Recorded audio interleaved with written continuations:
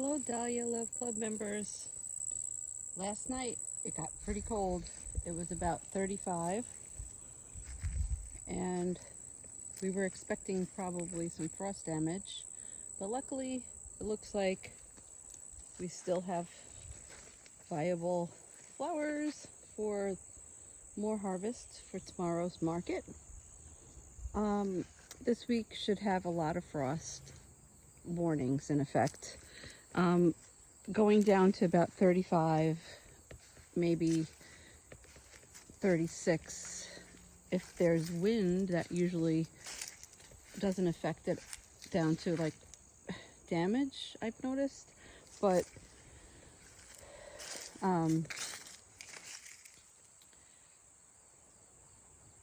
sometimes if it's just solid cold and no wind, I think I might be making this up, but it settles on everything and then creates a little frost damage or layer, and then these petals are already very, very fragile. They definitely, dahlia do not like cold too much. They're from Mexico, so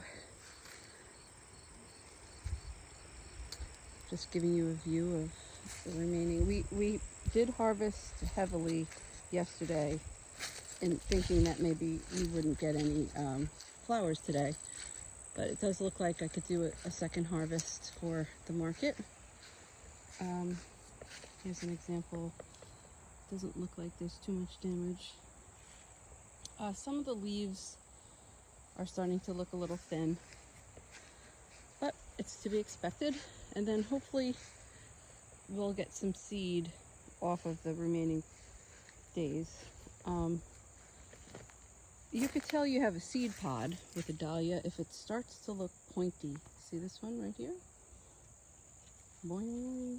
That one is a seed pod versus a bud right here. That round one is a bud.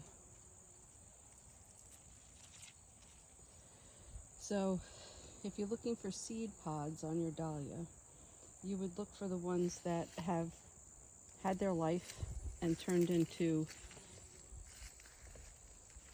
a point where you could see the petals are dried up, and hopefully it was pollinated, but this is a pretty active pollination patch. Although if this was a seed farm patch, we wouldn't have continued harvesting so that you would allow the seeds to form and mature. Here's a nice pointy one. I think that's a pod. Yeah. You know, we'll still take some seed pods off here because it's pretty interesting to harvest these are all buds. See the round formation?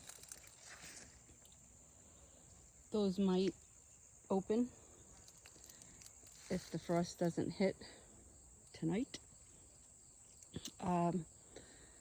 But my theory is that anything that hasn't already been pollinated and is headed for seed, it won't continue to mature.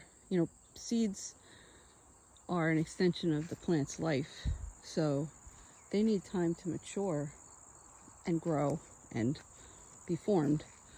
They don't just instantly turn to seed. They go through a whole process to get there. So we chose to harvest tubers here more than seed. But you know what's interesting about the seed of a dahlia is that it won't produce exactly the same plant. So here, when we dig up all these tubers of this plant, the tuber will produce exactly the same variety as this plant. But if we take the seeds out of some of the seed heads here and start them and see what kind of flowers come out of it, you'll notice that there'll be many different types of flowers, not all looking like the parent or the plant it came from. Just like us, when we are born, we might share some of the characteristics of our parents, but rarely do we look exactly the same. So that's how dahlia breeders get so many interesting varieties. They will collect the seed, grow them out, and then if there's one that they really, really love, like this one here, kind of looks like a paintbrush stroke on the purple. So that was noticed in a pile of seedlings when they'll plant the seedlings in, and even in that first year, the plant will create tubers. So the one that came out looking like the paintbrush, yes, we hear somebody doing some rifle practicing in the background there.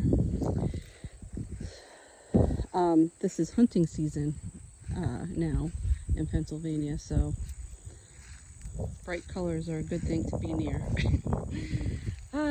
Anyway, just wanted to let you know that story there was I was telling you is that so when you collect the seeds of the dahlia tubers of the plant, and then you plant them out, and then you start a little seedling and you put it in the soil, that first year they will make tubers. What's good about that is that when the plant comes to flower and you say to yourself, I love that one, you know, it's beautiful, it's the best one out of the whole patch that I just started. So now you can take those tubers out and save those, because those will look exactly like that plant that you just discovered. And if it's not one anyone's ever seen before, you could end up having a special variety just that you breeded. So that's another aspect of this whole dahlia love to kind of move into. It's kind of a science-y kind of part of it. We are sharing a bed over in Poughkeepsie with a woman who does it professionally pretty much. I mean, she has created her own variety of a colette-shaped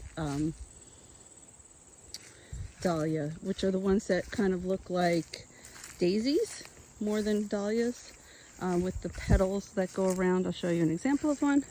Not hers, but a type of a colette. So you might notice that dahlias have different shapes. This is a colette, a very fancy colette.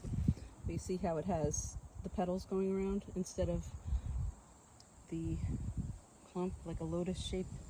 So there's colette types, there's kind of a lotus type flower look.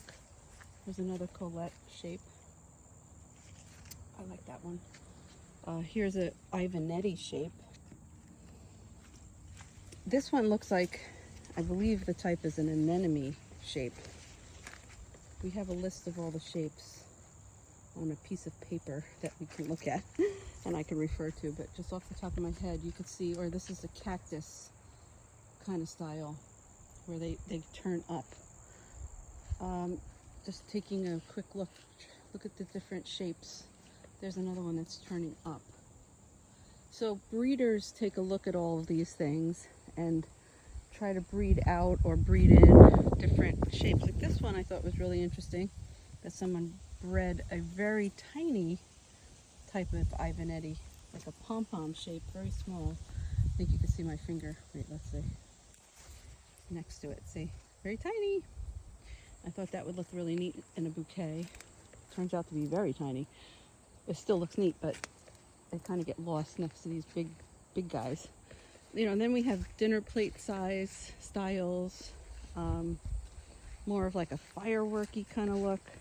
Yeah, so you could breed dahlias.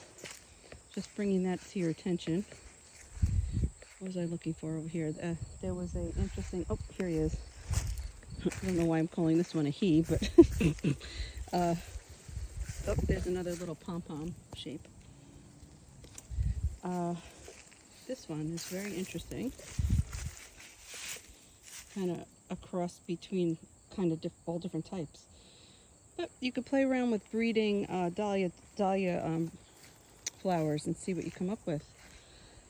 Okay, so that's just a big drop in. Kind of relieved that we didn't get a frost last night. It's hard to say goodbye to your flowers, but you have to remember we did have a long, great season with these flowers I'm grateful for. And once they die back, They'll turn black. It's kind of dramatic. Get ready for it. But then all the energy will go back into the tubers from the greens.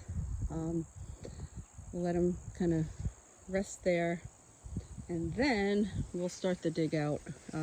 We've been planning some storage here because we have a lot more than we had last year, but we'll take you through that too. I know I owe you a video about making a market bouquet versus a creative bouquet, but time just keeps slipping away. But I will sneak one in for you at some point, just in case you're sitting there wondering if I'm ever going to do that. I will. Look at that sky, very beautiful. Last night there was an aurora borealis spotting here, which was pretty interesting. Look at this sky. Beautiful. Well, have a great afternoon. Enjoy the sunshine wherever you are. If you're in an area where there's a big, huge storm, we're sending love to you. And we know that there'll be other days ahead without a storm. And we wish you well. Okay, so long. Bye.